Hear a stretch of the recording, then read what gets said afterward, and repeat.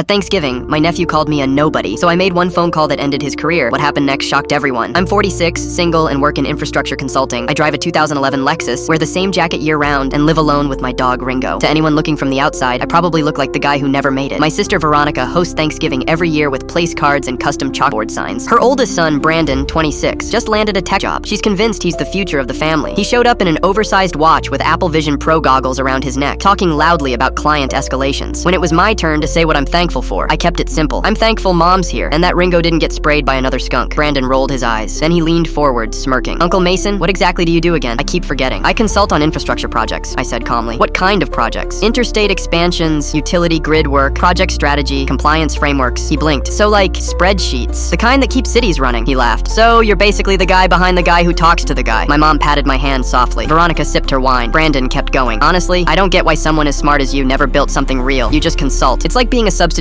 teacher for businesses. The room went quiet. I took a slow sip of wine. Not everyone needs to build an app that fails in 2 years just to feel important. He chuckled. Relax, Uncle Mace. In today's world, you either innovate or you get left behind. Then he looked me dead in the eye. Let's be real. You're just a nobody who got comfortable. My jaw clenched, but I didn't raise my voice. Because what Brandon didn't know was that I'd been talking to his boss for 3 months. His boss, Eric, was an old college friend. We reconnected at a conference in July. Last week, Eric called about a problem employee who'd been slacking and possibly leaking confidential data. He never said the name, but after that comment, I had a strong feeling. I looked at Brandon and smiled. I'm sure your boss would be proud. What's his name again? Eric Wilkins. His face froze. You know Eric? Old rugby buddy. We talk now and then. In fact, we talked last week. The color drained from his face. Veronica looked confused. What's that got to do with anything? Just catching up. He mentioned he was evaluating a few people. Said one of them was entitled. Brandon barely spoke the rest of dinner. The next morning, Eric called. That kid I mentioned? Turns out he did exactly what we suspected. Forwarded sensitive project data to a personal drive. Name? I asked. Brandon. Brandon Miles. Eric paused. I know he's your nephew, but I figured you'd want to know. What are you thinking? We're deciding between 2 people. One's Brandon. The other's underperforming but not breaking rules. I was leaning toward giving Brandon a pass. Young guy. Potential. But now I'm thinking we send a message. I didn't tell Eric what happened at dinner. Didn't need to. Make sure it's someone who respects the people around him. I hear you. Tuesday morning, Brandon texted. Did you talk to Eric? I typed back. I didn't need to. By noon, my sister was calling. What did you do? She demanded. Brandon just got a notice for possible termination. Eric said the decision was made over the weekend. What did you say? I didn't tell Eric anything he didn't already know. He called me. Her voice cracked. He said Brandon violated protocol. That's not like him. You sure about that? She fell silent. Veronica, I've been patient for years. I've watched you enable him. Let him walk around like the world owes him something. I stayed quiet through the backhanded comments, but Thursday crossed a line. He's just a kid. He's 26, old enough to face consequences. Pause. Mom's upset. She said you embarrassed the family. I laughed. Not because it was funny, because it was pathetic. I didn't threaten anyone. I reminded Brandon the world is smaller than he thinks. She hung up. 2 weeks later, I got a handwritten letter from Brandon. Uncle Mason, I don't know how to fix what I broke. I didn't understand what you did. I thought success had to be loud, but you've been the most powerful man at our table for years, and I was too arrogant to notice. I'm sorry. I folded the letter and set it on my desk. I never replied. Sometimes the best revenge is becoming the man they said you'd never be.